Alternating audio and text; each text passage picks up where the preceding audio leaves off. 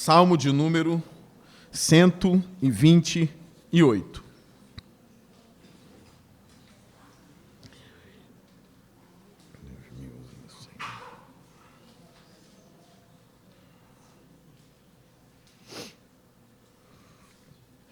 Quem achou, diga amém. Amém. Isso, amém.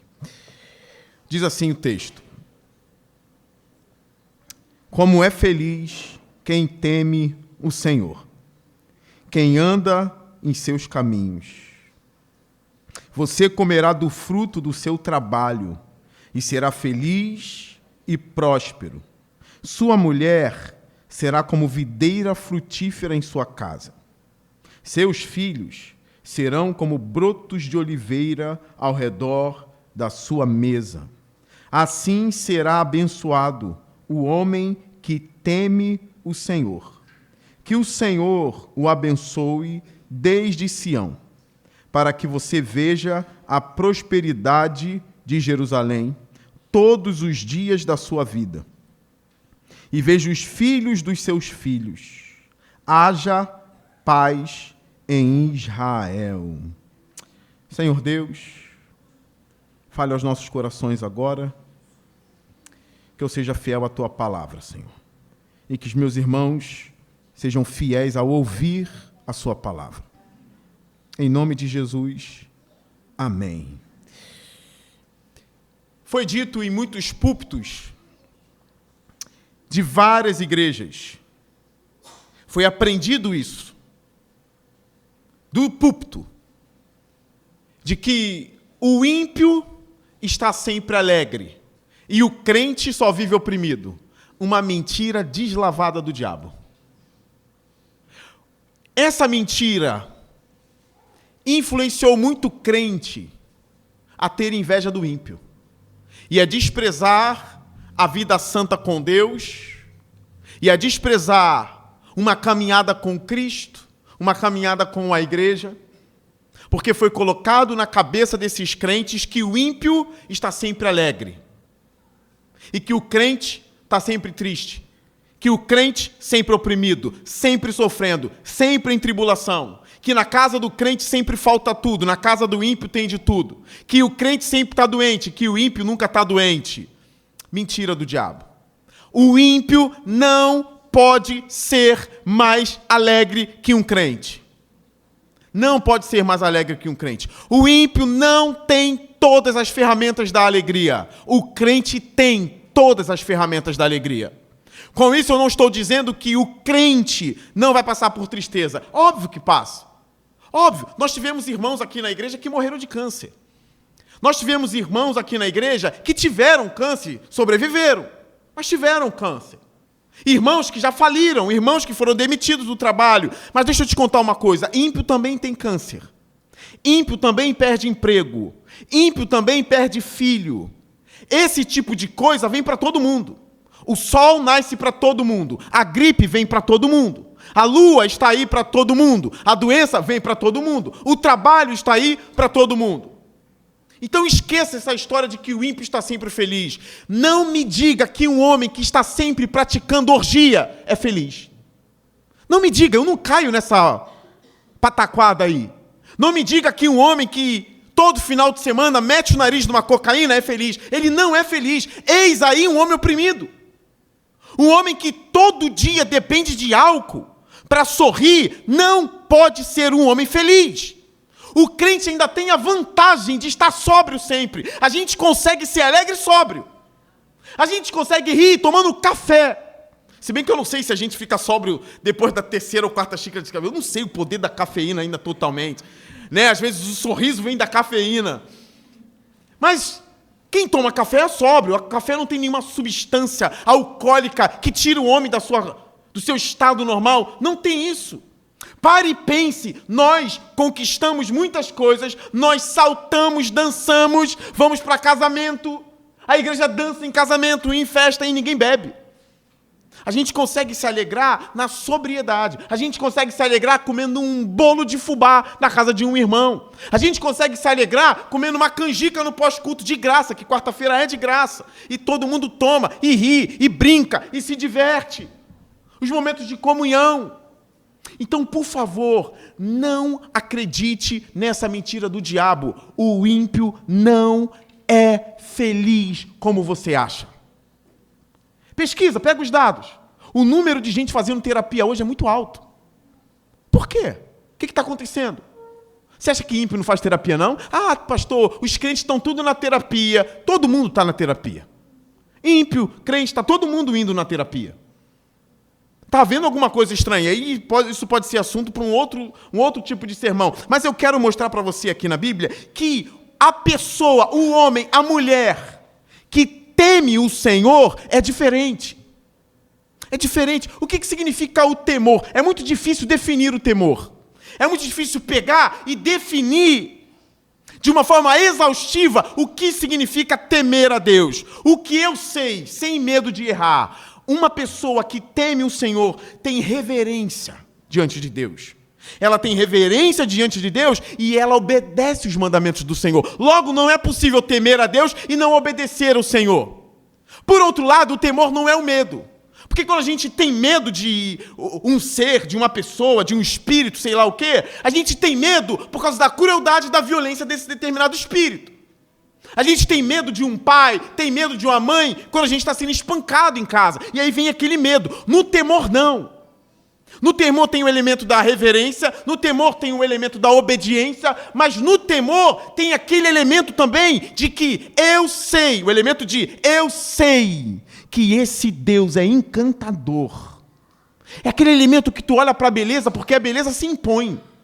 A beleza se impõe. Imagine, olhe para o sol é encantador. Ele aquece as coisas, mas ao mesmo tempo ele é poderosíssimo.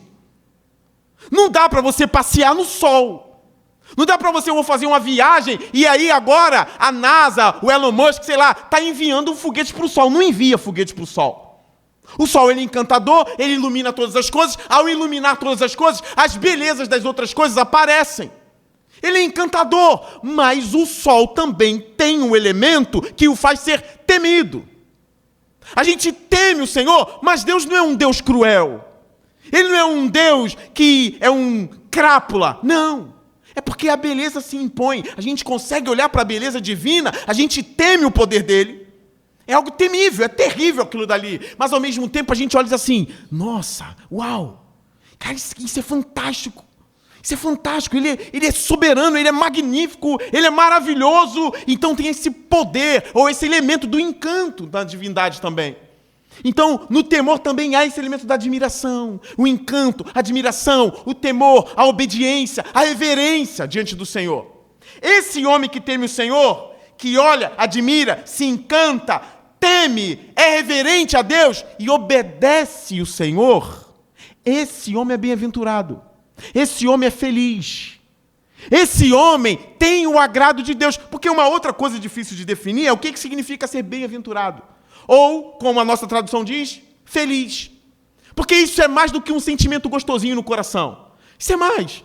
A felicidade ou a bem-aventurança abrange muitas coisas. É mais do que uma cosquinha no coração, é muito superior a isso. Um homem feliz, um homem bem-aventurado, é o homem que tem o sorriso de Deus. Isso pode acontecer em vários momentos, até nos piores momentos da nossa vida, dependendo da forma como a gente se comporte nesses piores momentos, Deus se agrada da gente. É um homem que tem a bênção do Senhor. A bênção do Senhor está sobre este homem. Porque ele agrada ao Senhor, ele anda nos caminhos do Senhor. Deus enche a vida desse homem de coisas boas. Mas sabe onde está o problema?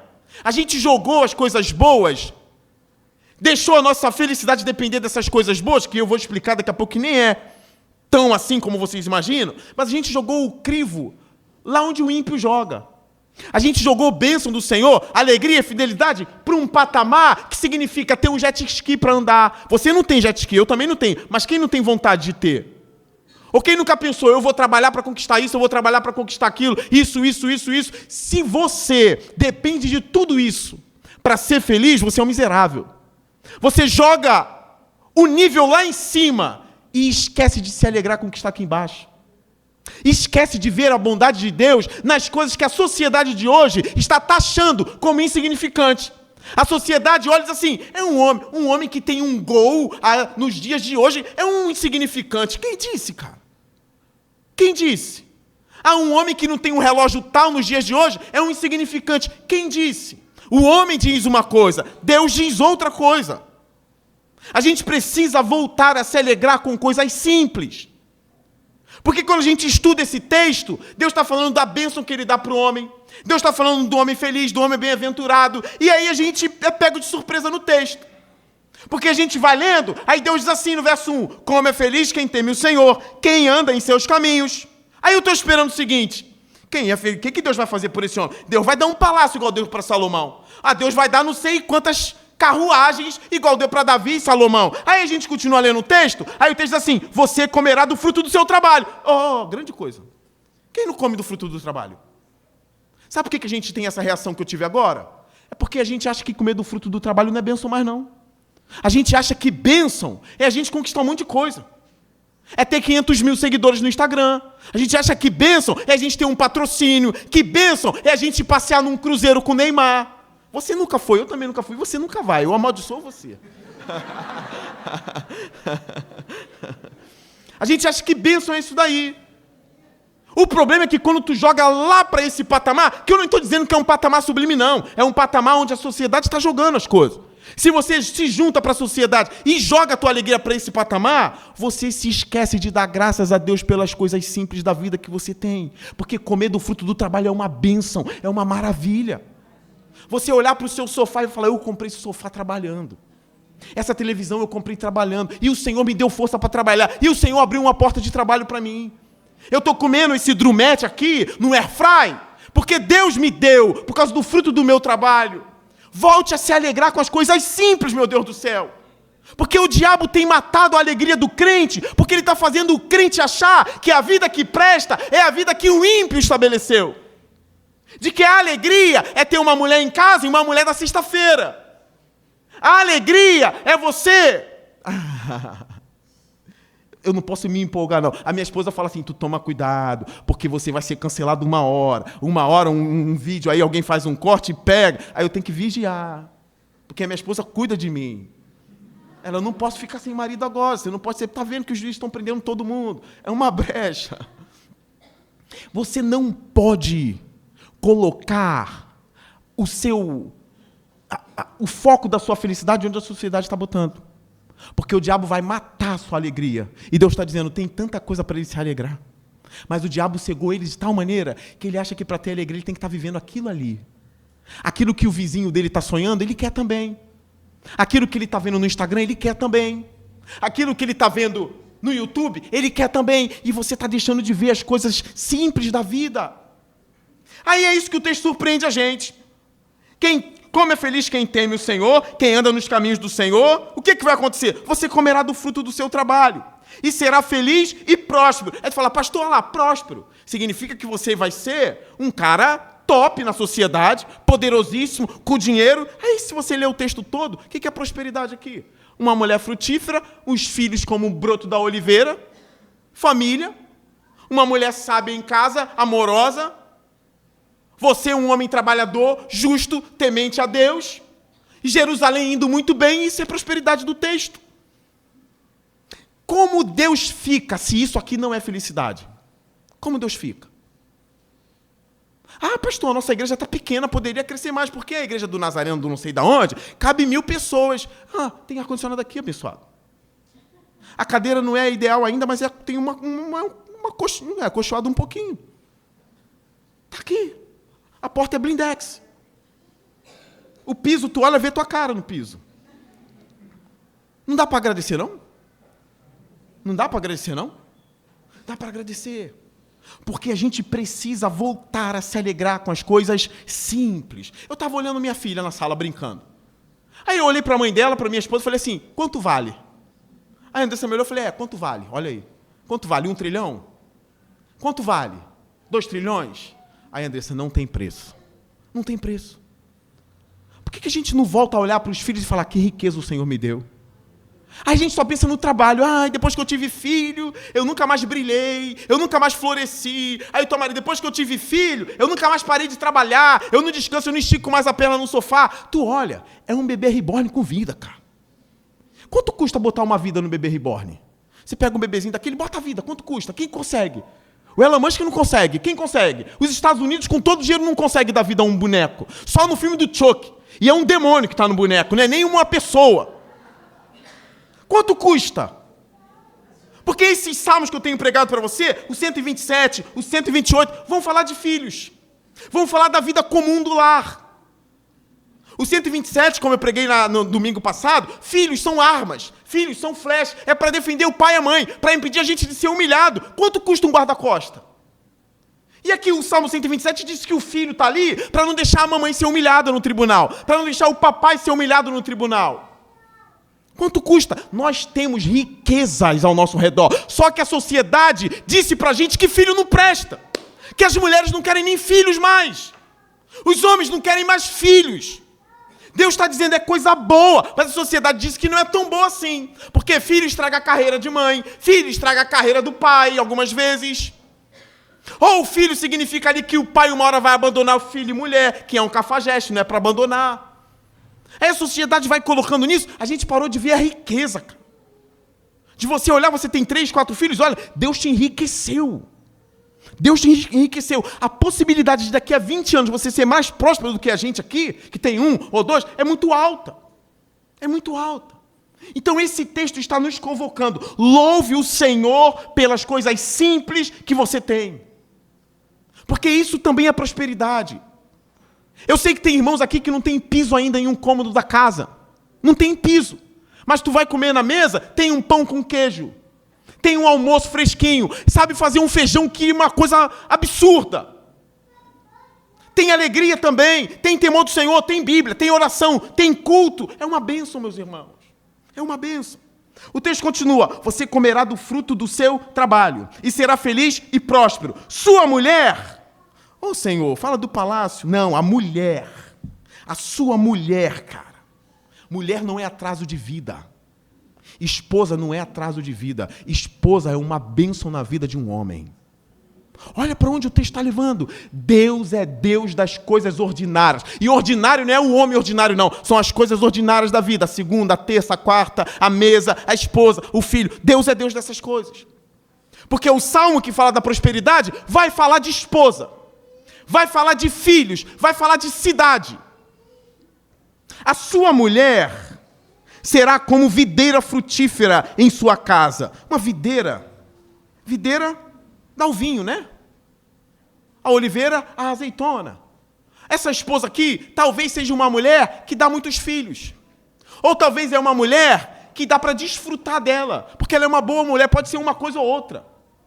E eu sei que tem mulheres, até mesmo na Bíblia, que não eram tão frutíferas em relação a filhos. Mas todas amavam o Senhor. Ana teve filhos 45 do segundo tempo, né? Pediu, e Deus concedeu. Mas sempre amou o Senhor. Sara foi ter filho também lá quase morrendo. Mas sempre temeu e amou o Senhor. Eu sei disso. Tem mulher que não pode ter filho, mas é uma mulher bondosa. O Senhor a ama. Isso aí a gente pode deixar para daqui a pouco. Mas a mulher desse salmo pode ser uma mulher que dá muitos filhos. Essa árvore que dá fruto pode ser ou não. Ou é uma árvore que dá frutos, não no sentido de filho, mas é uma árvore agradável. É uma árvore que faz um marido prosperar. É uma árvore que faz um marido amar o Senhor. Que está junto, lado a lado. Pode ser isso também. As duas coisas. Mais uma coisa. Seus filhos serão como brotos de oliveira ao redor da sua mesa. Vinho, azeitona. Coisas muito famosas em Israel, né? Vinho e azeite. Muito famoso. A mulher comparada a uma árvore, uma videira, e o filho comparado aos frutos de uma oliveira. Ao redor da onde? Da mesa. Ao redor da mesa. Imagine 1, 2, 3, 4 filhos ao redor da mesa. Eu sei que alguns estão dizendo aqui, misericórdia. Misericórdia, Senhor. Gente, isso é bênção. O texto não está tratando de maldições. E falar de maldição, estuda Gênesis 3. A mulher peca. A mulher conversa com a serpente ilude a mulher come, dá para o seu marido, o marido come. Aí chega quem no jardim? Deus. Eles escutam o passo do Senhor, se escondem atrás da árvore, se cobrem tudo de folha. Deus chega, Adão, onde estás? Adão, onde você está? Não, Senhor, me escondi porque eu vi que estava nu. Viu que estava nu, Adão? Você comeu do fruto que eu falei para não comer, Adão? Como é que tu sabe que está nu, Adão? O que aconteceu? Não, Senhor. a mulher que tu me deste, me enganou e eu comi. Aí ele olha, Eva, é isso mesmo? A serpente me enganou e eu comi. Aí ele vai e amaldiçoa a serpente, não é? Aí começam as maldições. Serpente, você vai rastejar sobre o seu ventre. O descendente da mulher vai esmagar a sua cabeça. Aí depois ele vem para a mulher. Mulher, o seu desejo será para o seu marido e ele te dominará. Multiplicarei as suas dores de parto. Começa a maldição. Fala, meu Deus, é só pancada. Aí ele vira para o homem. Homem, Adão, por causa de você a terra será amaldiçoada. E do suor do seu rosto você vai comer. Imagine, aqui sempre dava o que plantava. Aí Adão vai plantar, não dá mais, a terra não responde mais. Aí tem que andar não sei quantos quilômetros para achar uma terra boa. Aí tem que estudar botânica, aí tem que estudar os elementos da terra. Qual é a terra que dá, qual é a terra que não dá, qual é a erva que é venenosa, qual é o sapo que é venenoso. Agora eu tenho que estudar, Adão tem que trabalhar, ralar, cultivar a terra. Maldição. Aí eu olho para esse texto, aí eu procuro, Senhor, cadê a maldição? Porque quando você fala do homem, comerá do fruto do seu trabalho, fala de fruto. Cadê o sofrimento do trabalho? Aí quando você fala da mulher, no Salmo 128, cadê as dores do parto? Ele não fala, a mulher vai ser frutífera. Porque esse salmo está nos ensinando que a graça de Deus é tão poderosa que uma flor pode florescer na lama. Aqui não é hora de falar da maldição de Gênesis. Aqui é hora de Deus falar, a graça do Senhor é tão abundante, que mesmo no trabalho que come do suor do rosto, eu estou dizendo, é uma bênção, cara. Você vai comer do fruto do seu trabalho. Deus continua abençoando o homem. No pós-queda. Irmãos, nós não somos merecedores de nenhuma dádiva do Senhor. A gente não é merecedor nem de olhar para o céu e dizer, abre uma porta de trabalho para mim. Você não é digno. A grande questão é por que Deus ainda faz isso com a gente? Olha o avanço. Eu estou com dor de cabeça e eu nem sou de tomar muito remédio. Eu tomo um remedinho. A dor some, que bênção. Porque o maldito do homem era para ter dor de cabeça todo dia. Aí um remedinho, a sabedoria que Deus deu, o homem fez, a dor some. Olha os avanços, repare bem, ar-condicionado no carro hoje em dia. Às vezes é um calor lascado em casa, um ar-condicionado. Não era para ter nenhum benefício. Mas por que o homem tem benefício depois de pecar? Irmãos, o pecado é um atentado contra a dignidade divina. Um pecado é você dizer para Deus e falar assim, eu não me satisfaço em você, eu preciso pecar. Como que Deus reage? Ele deveria destruir a gente, isso é fato, isso aqui não é um clichê meu não. O homem que peca comete um crime contra a lei do Senhor. E os pecados de Gênesis não é coisa boba não. Caim matou Abel, é o primeiro homicida, olha o que o pecado faz com a gente. E Deus olha e diz assim, não, você vai comer do fruto do seu trabalho como uma coisa boa. A mulher, não vou falar de dores de parto não, os filhos serão uma bênção para a vida dela. Repare o movimento da Bíblia, volta para o que eu preguei na semana passada, ao Salmo 127. Verso 3, os filhos são herança do Senhor, uma recompensa que Ele dá. Continua, como flechas nas mãos do guerreiro, são os filhos nascidos na juventude. Como é feliz o homem que tem a sua aljava cheia deles, não será humilhado quando enfrentar seus inimigos no tribunal. Senhor, as obras de Deus sobre nós são imensas, irmãos. As obras de Deus sobre nós são imensas. A bênção, a maravilha, a graça do Senhor está no nascimento de um bebezinho que nasce chorando, a graça está ali, mesmo no pós-pecado, os filhos vão proteger a mamãe, se forem bem criados. Provérbios compõem uma boa harmonia para esses salmos, né? Ensina o menino no caminho, ensina ele, dá sabedoria a ele, não faz filho e joga para outro canto, não faz isso não. Às vezes a gente fica chocado com a mamãe que joga o bebezinho na lata do lixo, a gente fica chocado, aí a mamãe crente tem filho e depois dispensa para ficar no celular o dia todo. Tranca o menino no quarto, tranca o menino não sei o quê, o menino vive com fone de ouvido no quarto. Tu não jogou na lixeira, mas você está jogando para lá. Que alimento vai ser esse daí? Não é assim que a gente lida com bênção, irmão. Não é assim que a gente lida com bênção. Eu acho lindo. Uma vez um primo meu comprou um carro. Aí ele foi lá me atormentar. Ora meu carro. Muito feliz, eu oro. Vamos lá. Ele me levou onde estava o carro. Eu falei, rapaz, eu vou orar você, pô. Mas ele estava tão feliz, eu agarrei a mão dele. Eu, Senhor, obrigado pelo que tu fez na vida dele e tudo mais. Um cuidado com o carro. E ele também tem cuidado com o filho. Não vou marretar ele nisso, não. Tem cuidado com o filho, tem cuidado com o carro. Mas, às vezes, a gente trata os objetos com mais dignidade do que um filho. Às vezes, a gente trata um objeto com mais dignidade do que a esposa. O infeliz nunca fez um carinho na mulher e vive alisando o celular ou o carro. O infeliz nunca deu um beijo no filho e tem coragem de dar um beijo num PlayStation 5, cara. E se declarar para o PlayStation 5.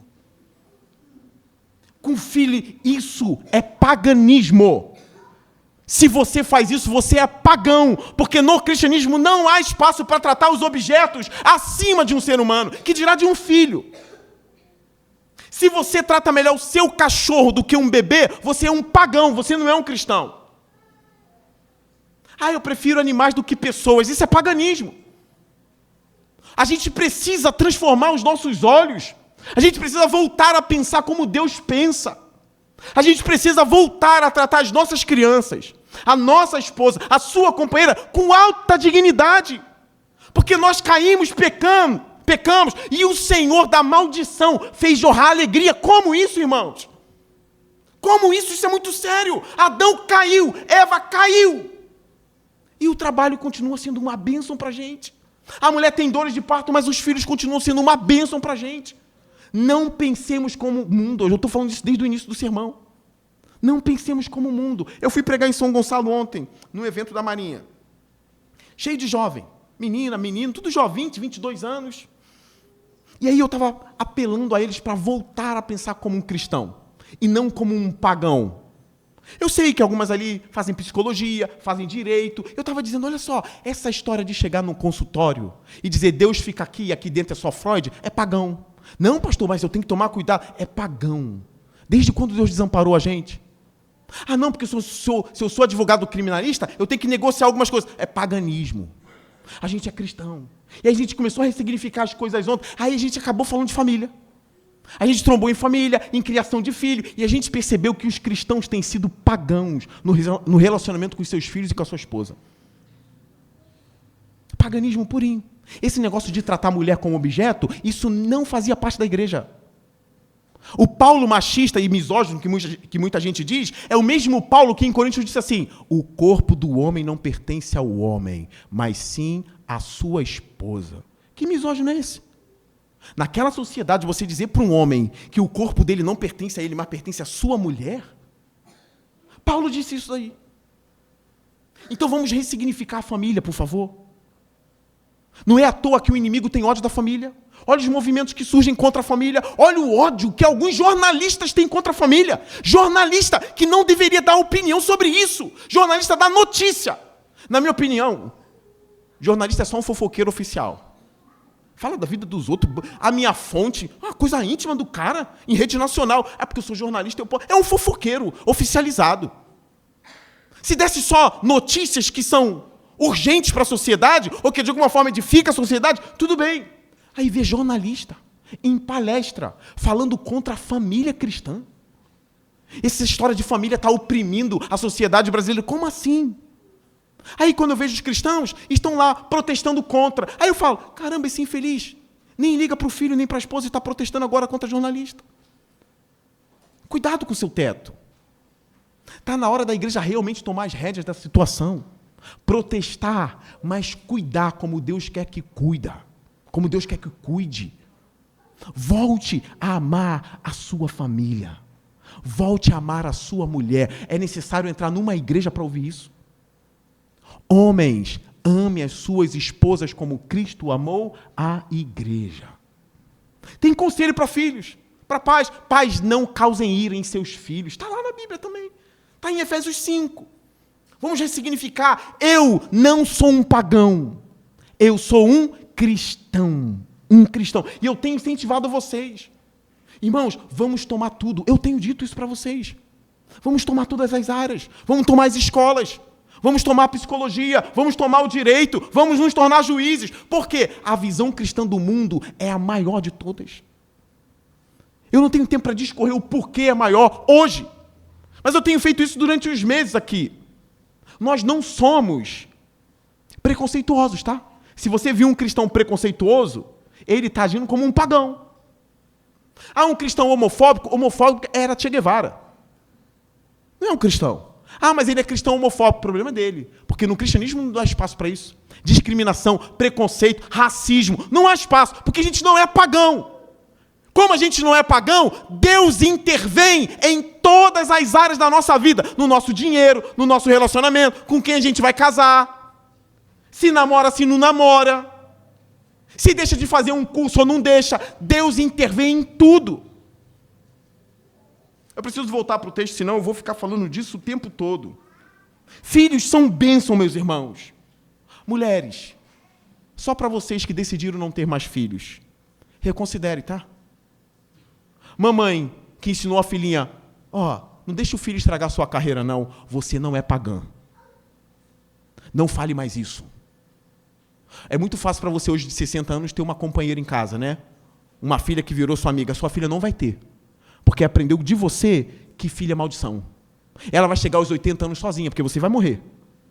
Ela não vai ter ninguém, porque você ensinou em seu lar que Deus não pode ser ouvido em casa, que Deus só tem que ser ouvido em igreja. Na hora do louvor, Deus está em tudo. Deus está no fórum. Deus está no Supremo Tribunal Federal. Deus está na Câmara. Tudo é dele. Como diz um teólogo holandês, não há 1 centímetro quadrado no mundo em que Cristo não diga, é meu. Lembra o que Jesus falou na grande comissão? Foi-me dada toda a autoridade nos céus e na terra. Se lembram disso?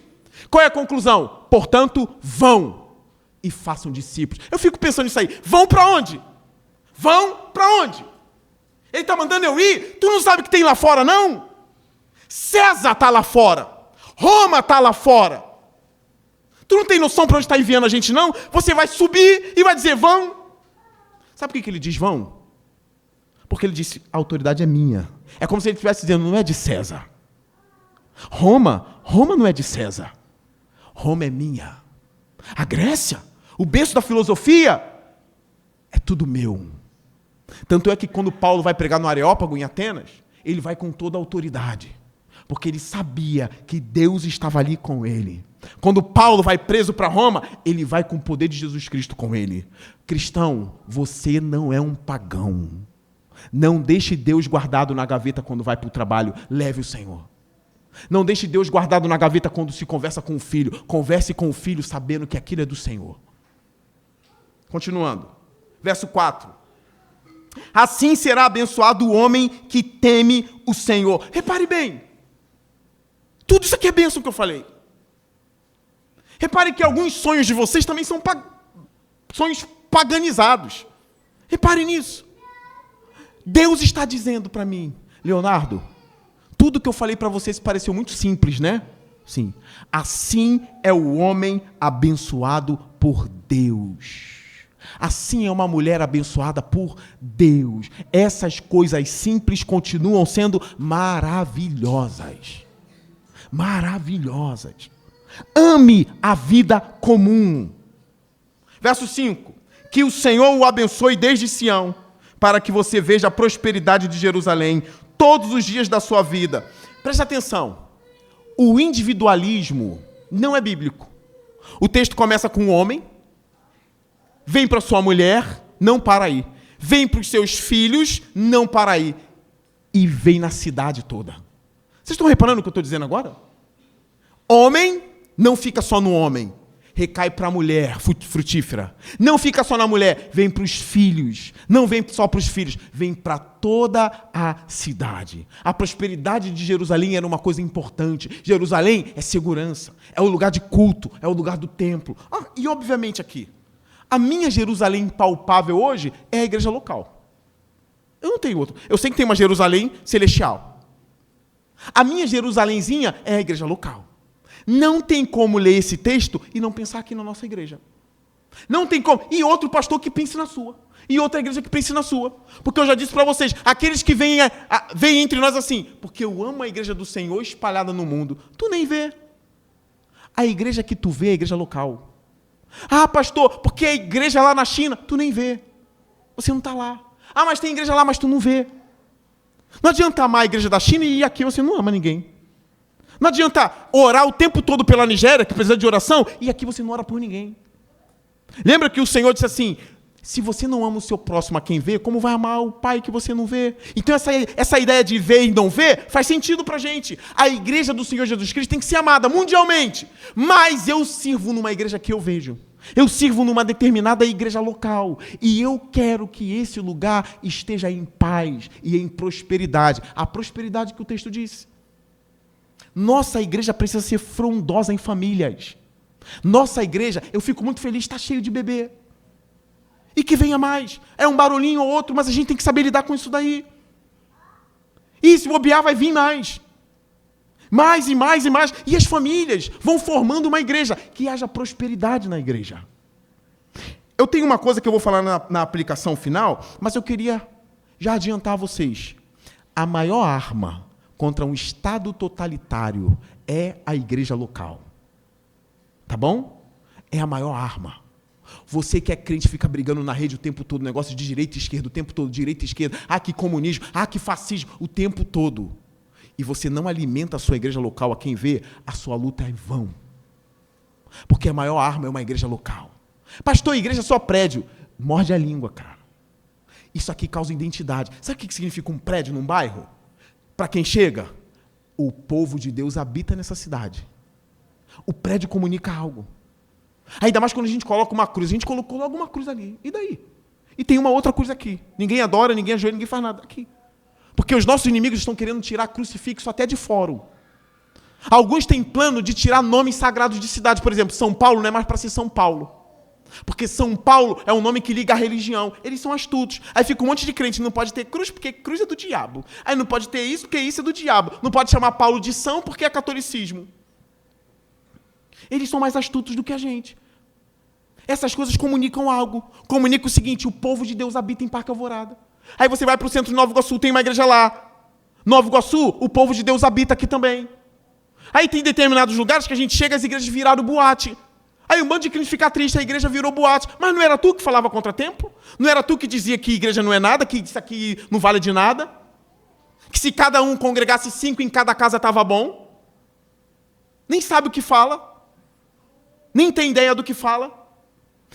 Eu sou pelo crescimento e a prosperidade das igrejas locais. Eu sou pelo fortalecimento de cada igreja local em suas localidades, obviamente falando.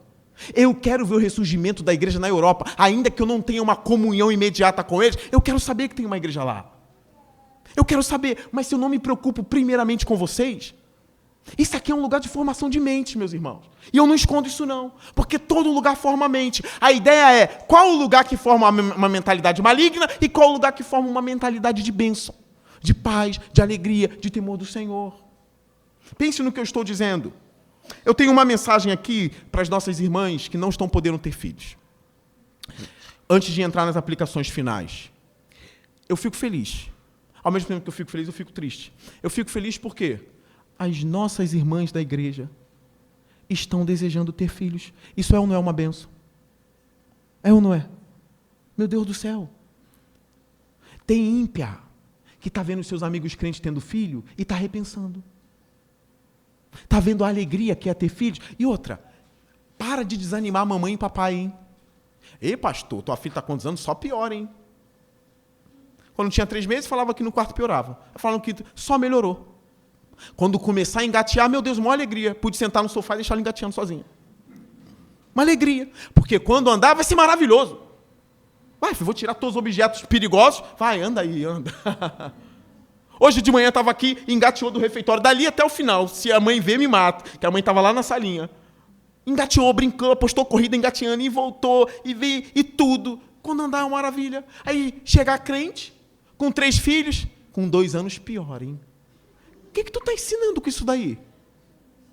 É para a mulher não ter mais filho, então. Isso aqui só melhora, tá? Só melhora. Quando a minha tiver 20 anos, eu vou poder falar melhor. Mas até então, só melhora.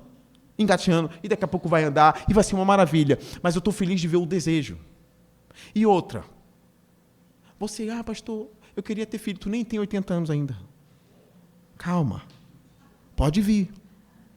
Tá bom? Não entregue os pontos. Não entregue os pontos. Nós lutamos aqui na igreja com mamães no passado, que perderam. Eu não vou citar nome, porque eu não quero fazer...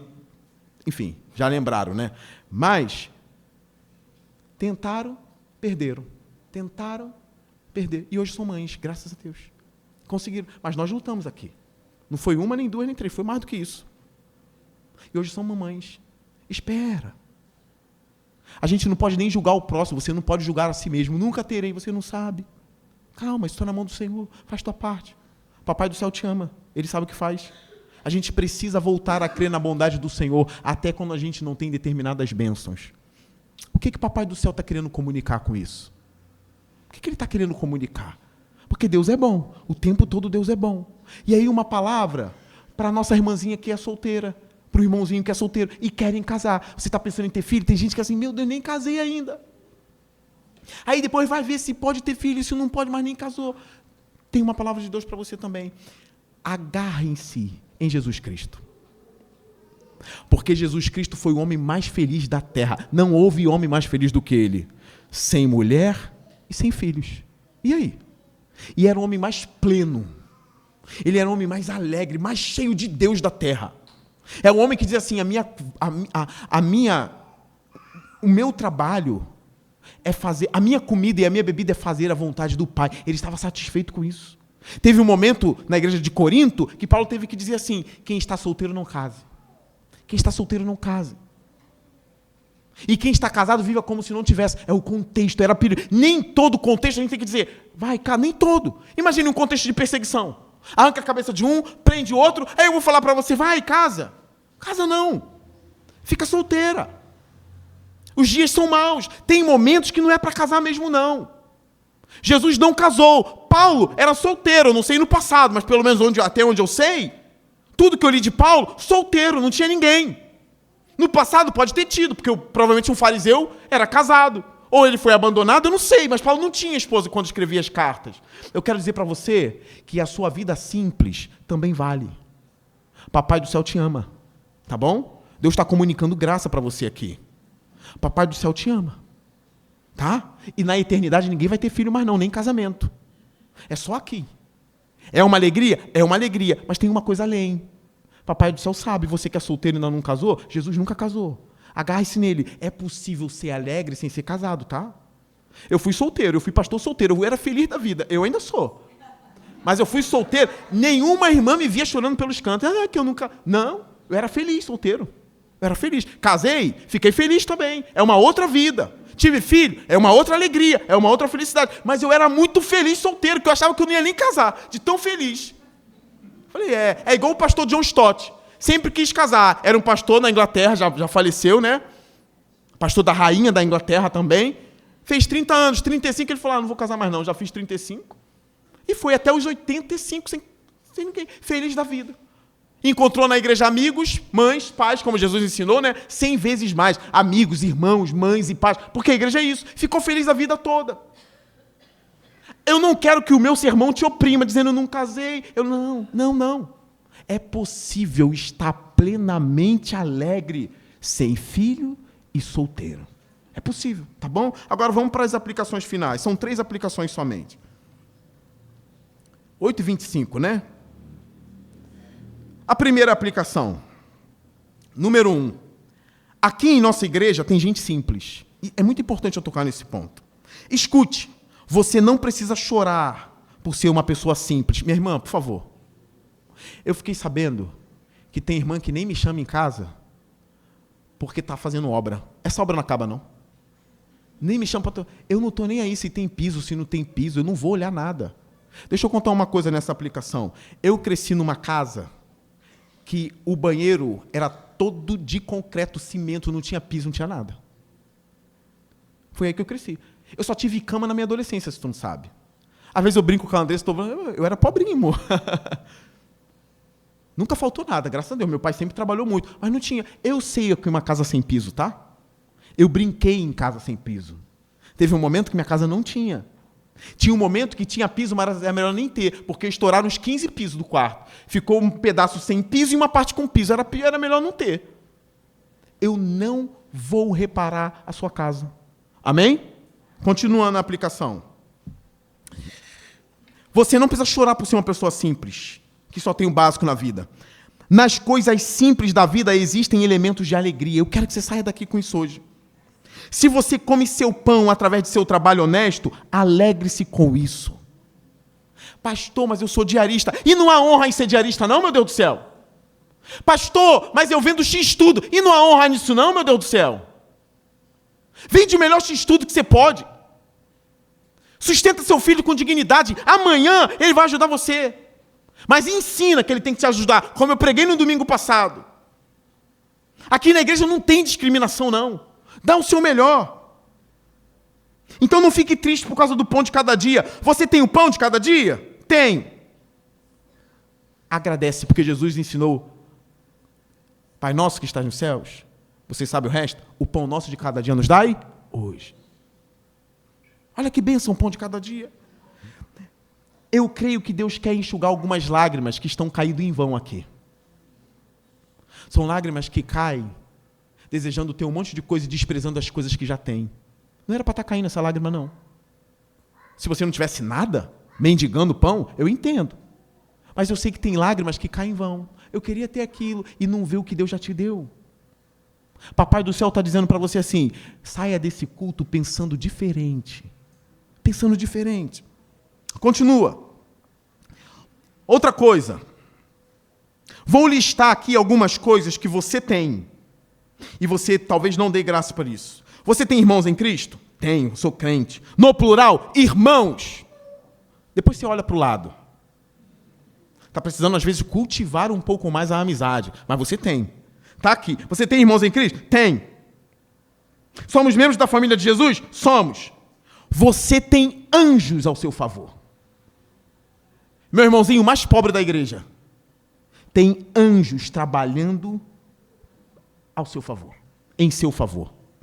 A Bíblia diz que anjos são espíritos, ministradores, que trabalham em prol dos que estão sendo salvos.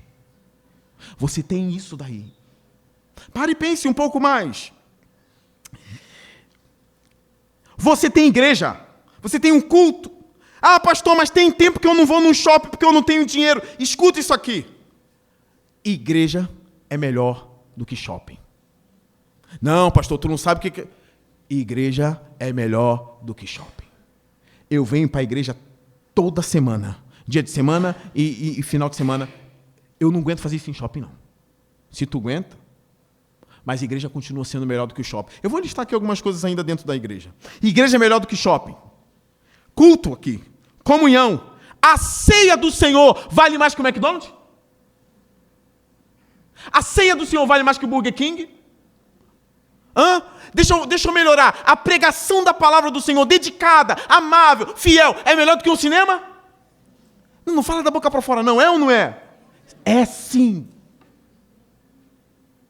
Às vezes eu vejo o filme meia hora, já estou caindo. Agora, um sermão bem trabalhado, bem pregado, é até o fim. Estou contigo até o fim, pastor. Estou contigo até acabar. Um sermão alimenta a alma, irmãos. É alimento que vale por 3 anos. Eu não estou incentivando você a escutar um sermão só voltar daqui a 3 anos, não. Mas é um alimento que faz você caminhar 40 dias e 40 noites. E igreja é melhor do que shopping. Eu continuo listando. A ceia do Senhor são riquezas que o ímpio mais rico não pode comprar. Chega Donald Trump aqui. Quanto eu pago para ceiar? Trump, você não pode ceiar. Pastor, mas o Trump é de direita. Ele é ímpio. Ele não pode ceiar. Aí vem o Elon Musk. Quanto eu pago para falar na sua igreja na hora do culto? Você não tem capacidade nem dignidade para falar nesse púlpito aqui. Isso aqui é muito caro, tá? Não despreza, não. Coisas santas do Senhor são realizadas aqui. Quanto custa o Espírito Santo que atua na igreja? Aquele que quis comprar o Espírito Santo na Bíblia foi amaldiçoado por Pedro. Morra você com seu dinheiro, porque o dom do Espírito não se compra, é pela graça. Repense sua vida, tá? Pastor, mas eu estou vindo... tem irmão, meu Deus do céu, tem irmão que deixou de vir para o culto aqui porque não tinha roupa, para não repetir roupa. Eu sou pastor e eu repito o mesmo terno toda hora.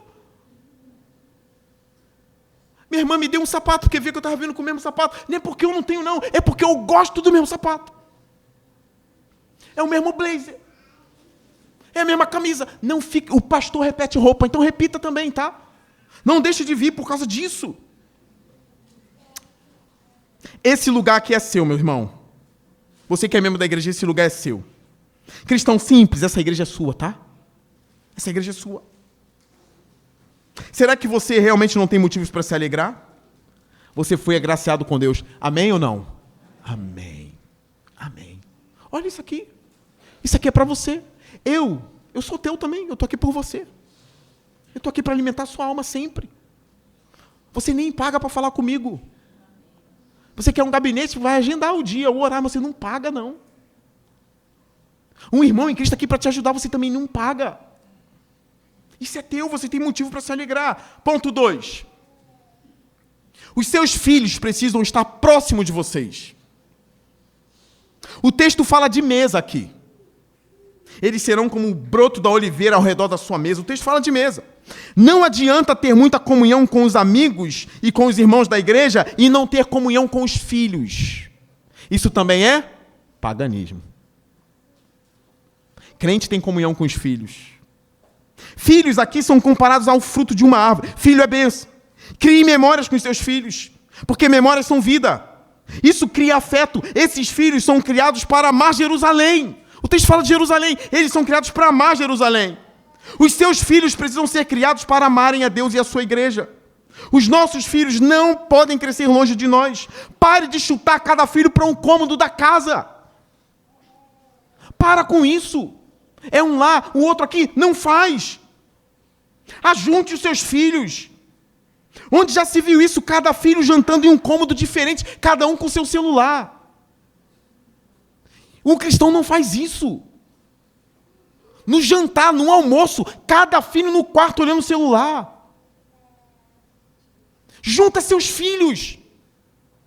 Põe na mesa. Ah, mas eu não tenho mesa. Compra uma mesa.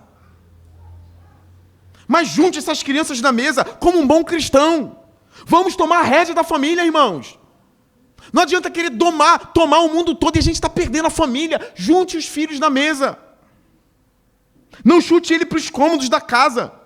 Onde já se viu isso, meus irmãos? A mesa une. Seus filhos, não. Se eles não estiverem do seu lado, nunca darão ouvido à mensagem de Jesus que você carrega. Marido, escute isso aqui. Estou falando de experiência, do que eu vi. Porque sempre tem alguém, mas a mulher às vezes também não presta. Não, o ponto agora é para o marido. Presta atenção. Marido, não adianta a sua esposa fazer tudo isso. Querer unir filhos, querer harmonizar a casa ao redor da palavra do Senhor. Não adianta a sua esposa fazer tudo isso. Se você não dá exemplo. Os filhos estão sem celular porque a mamãe tirou. E o pai, o brucutu, fica de celular na mesa. É exemplo. Se é para guardar o celular para comer, o papai também vai guardar. Tá bom? O papai também vai guardar. É o primeiro a dar o exemplo. Filho não usa celular na mesa. Então o papai também não usa. Isso aqui não é o filho que está estabelecendo regra não, porque filho não tem que estabelecer regra nenhuma não. É na igreja que você está ouvindo. E aí você vai chegar em casa e você vai guardar o seu celular. Tá bom? E vai olhar olho no olho nos filhos. Como foi teu dia? E aí vocês vão orar juntos. Mamãe e o papai junto com os filhos. Eu tenho certeza que essa casa vai agradar o Senhor. Eu tenho certeza disso. Então, papai, não estrague esse trabalho. Ensine a eles, tragam eles para o culto. Uma outra coisa, a nossa visão de criação de filhos não pode ser pagã, como eu preguei. Nós não somos pagãos. Nossos filhos precisam ser criados para povoar Jerusalém. Eles são como uma árvore ou fruto. Então precisam frutificar. Invistam neles para que eles sejam juízes, médicos, promotores, atores da Globo, não importa, jogador de futebol, mas que promovam Cristo. Eu estava conversando com o irmão em Cristo, que está estudando para ser médico. Eu estava conversando com ele após o culto. Eu falei, imagina, você se dedica tanto. Aí você vai e opera o Roberto Carlos. A Globo toda, quem é o médico? Um cristão. E não é um cristão que diz assim, eu tenho uma cristão. É um cristão que congrega, tem uma igreja, tem uma identidade. Imagine o bom testemunho. E eu disse para ele, a gente precisa voltar a limpar o nome do Senhor na nossa sociedade. Entenda, limpar o nome do Senhor é limpo e santo. Eu estou dizendo que o nome do Senhor foi manchado diante dos homens. Quer ver uma coisa que manchou o nome do Senhor? Crente é tudo burro. Crente não estuda. O crente é levado por todo pastor que fala problema o tempo todo. Não é assim, não. Eu sei que tem pastor que é cheio do Espírito Santo que fala problema. Não deveria, mas eu sei que Deus usa alguns nisso mesmo. E eles serão salvos, não tiveram a mesma oportunidade que outros tiveram. Mas tem que parar com isso. O crente precisa limpar o nome do Senhor. Nós somos muito dedicados. Entende? Muito dedicados. Ensina isso, seu filho. Vamos povoar Jerusalém. Vamos povoar o Brasil. Vamos povoar todo mundo com os nossos filhos, para a glória do nosso Senhor. que eles frutifiquem. Eles precisam ser homens e mulheres que amam a igreja, mesmo tendo grandes postos na sociedade, tá? E isso é uma coisa que eu tenho militado aqui na igreja, hein? Eu quero ver crente na psicologia. Sai daqui. Eu quero ver crente na filosofia. A gente precisa formar um professor universitário urgente. Porque ensinaram uma falsa teologia nas igrejas, que crente não vai para a faculdade, que crente não vira doutor em filosofia. Aí as universidades estão na mão dos ímpios. Que o crente tem que ficar aqui, nas quatro paredes somente. Não. Vamos mudar isso. Vamos mudar. Daqui a 20 anos eu quero ver seu filho juiz, tá?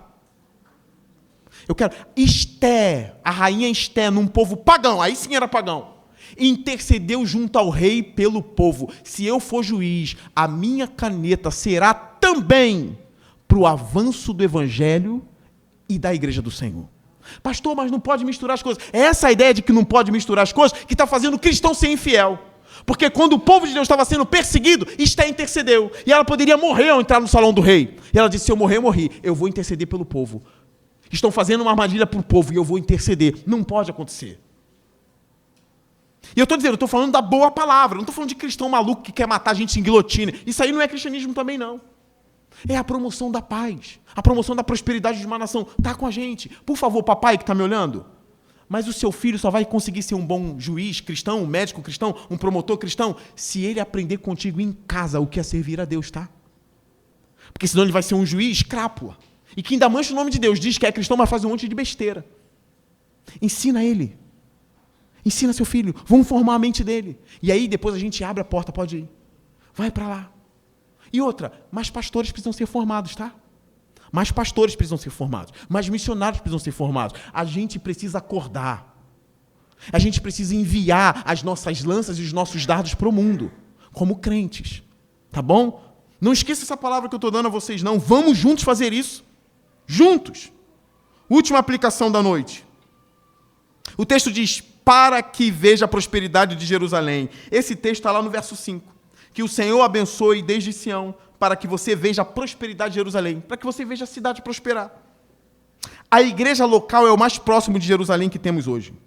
Eu sei que tem uma Jerusalém celestial, que descerá do céu, mas a igreja local é incrivelmente importante para nós. Incrivelmente. Esquece as igrejas que te fizeram mal, por favor.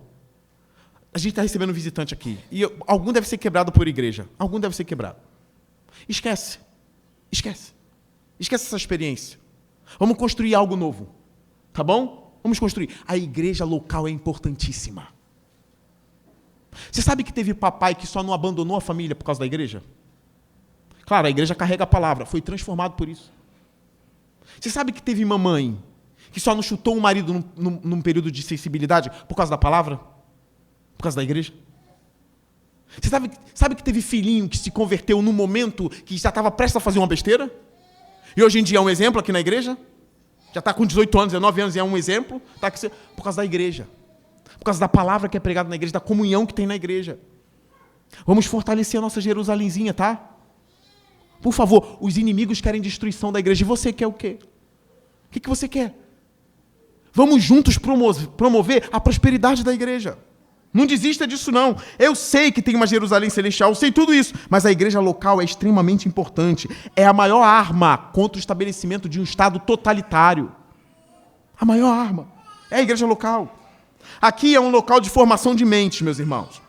Formação de mentes, formação de consciência pela palavra. Esse lugar é poderosíssimo e por isso é odiado. Não despreze as ações do diabo. Tem coisas na vida que a gente percebe o quanto é valiosa, às vezes, é pelo quanto o diabo investe para destruir. Está entendendo? Se ele investe para destruição, é porque isso vale alguma coisa. Mas a palavra de Deus já basta. A palavra de Deus já diz que isso vale, então já vale. Nós precisamos sustentar a nossa igreja local. O Estado não nos dá nada aqui. Nada, nada. Tudo aqui foi a gente que conquistou, tá bom? Tudo. Nem o vereador, nem o deputado, tudo foi a gente. O Estado não nos deu nada. Que as igrejas fiéis prosperem mais, tá, irmãos? Prosperem mais. Que elas avancem mais para a glória do Senhor. Ensine seus filhos a darem dinheiro para a igreja. Ah, pastor, mas os jornalistas falam que a igreja só quer o dinheiro. Você sabe que não é. Converse com seu filho olho no olho. É o meu filho, a minha filha que vão sustentar a igreja local amanhã. E é o seu filho. A igreja não pode desaparecer. A gente precisa voltar a falar de dinheiro. Eu não sou rico, não. Eu não roubo dinheiro de ninguém também, não. A maioria dos pastores não roubam. Eu conheço um monte de pastor eu conheço. Tudo homem simples e temente a Deus. Ah, mas tem pastor querendo jato. Irmão, sabe quando eu vou ter um jato? Sabe quando eu vou ter um jato? Nunca, eu nem quero. Não julgue as igrejas por causa desses escândalos que tem aí, não. Tá bom? Não julgue. Eu não quero que a nossa igreja se transforme numa casa de festa amanhã. Tá bom? Como algumas igrejas na Europa se transformaram. Mas para isso não acontecer, eu vou morrer, você vai morrer. São os seus filhos que vão ficar. Ensine eles, tá? Ensine eles. Você que vai levar a oferta lá no gasofilaço, você que vai levar. Dá uns R$2 para ele, simbólico. Dá 2, 3, 4 reais, simbólico. Vai lá, leva o seu dinheiro. Quando ele crescer, ele vai entender que ele é o sustentador da obra do Senhor. Os nossos filhos juntos vão fazer isso. Então, não despreze a igreja. Não deixe o seu filho ouvir nenhuma maldição contra a igreja em casa. Porque eu sei que amanhã, se ele abandonar, a mente dele não será formada como deveria, nos caminhos do Senhor. Não deveria. Eu preciso caminhar para terminar. Eu disse que o Estado não nos dá nada, precisamos ajudar a igreja financeiramente. Ensine a eles a congregarem também, tá? Congregar. Eu preciso tomar a ceia do Senhor com os meus irmãos. Filhos que amam o momento da ceia, porque eles entenderam o que aquilo significa. É uma bênção. Eles congregam, eles têm irmãos, eles têm pastor, eles respeitam os diáconos, eles respeitam os homens da igreja, ele está sendo formado com a gente. A sua filha é a mesma coisa. Faça isso. Seja um militante na sua casa. Eu estava falando para os rapazes lá da Marinha, que eu fui ontem pregar lá, eu disse para eles, eu estou cheio de coisa para resolver. E a minha esposa sabe que eu nem poderia furar as coisas que eu furei para ir pregar lá em São Gonçalo. Eu falei para eles, sabe por que eu vim aqui? E os irmãos já sabem. Eu vim aqui porque eu pensei em vocês. Porque eu sou um militante do reino do Senhor. E amanhã, daqui a 20 anos, eu quero ver um bando de almirante e crente na Marinha, hein? E eu falei para eles, se é para ter culto, vocês vão deixar o culto acontecer na Marinha. Porque eles têm problema com alguns almirantes. Não pode ter o culto aqui, porque eu sei. Mas eles são oficiais, eles serão os futuros almirantes. Eu falei, é uma assinatura e terá culto na Marinha amanhã. Eu vim aqui para isso, para a glória do Senhor brilhar na Marinha. Se eu tenho essa militância lá, por que eu não tenho em casa? Por que você não vai ter em casa com seu filho e a sua filhinha? Filhinha, você quer ser o quê? Você quer ser médica? Mas faça tudo para a glória de Deus, filha. Estude muito, seja a melhor médica do hospital. Que o seu nome seja soprado na mídia, a melhor médica do Rio de Janeiro, para depois todo mundo falar, e é crente.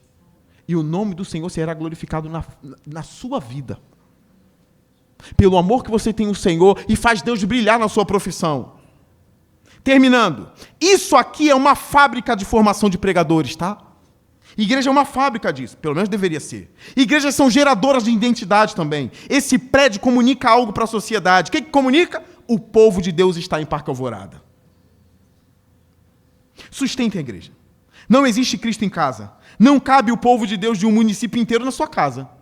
Não cabe. Nem a nossa igreja, que não é tão grande assim, não cabe na sua casa. Isso aqui é uma grande casa para a gente, tá? Pastor, e se não couber, a gente joga no chão e faz maior. Se não couber, a gente joga no chão e faz maior. Para o avanço do Senhor.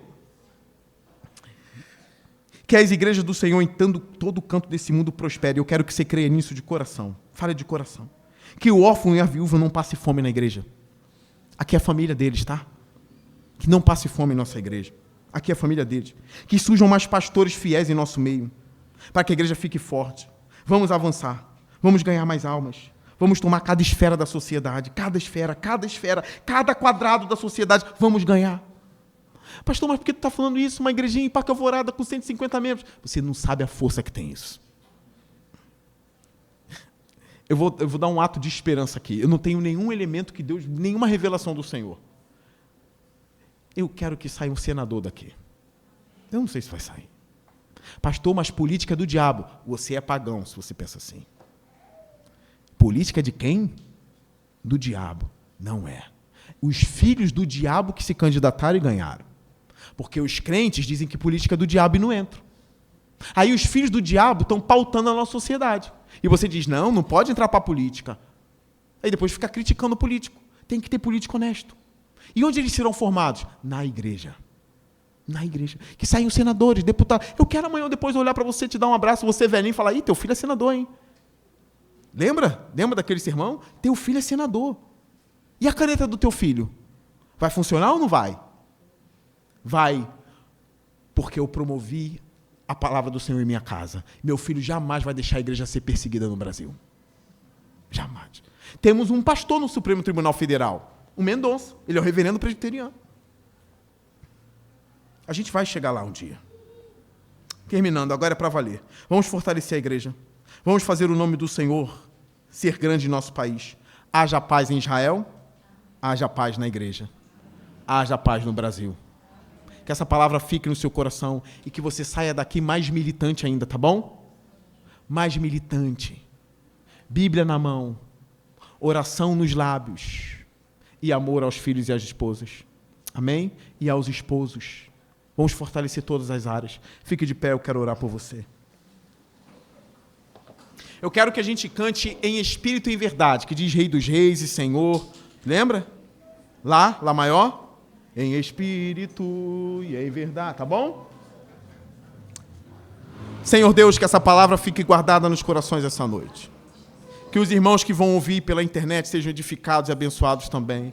Que a igreja se levante, Senhor. Tira de nós a preguiça. Tira de nós o desânimo. Que a gente volte a abrir a sua palavra em casa, que a gente volte a orar, cantar louvores com filhos, arrastar os filhos para a igreja, Senhor Deus. Que a fé nos mova, Senhor.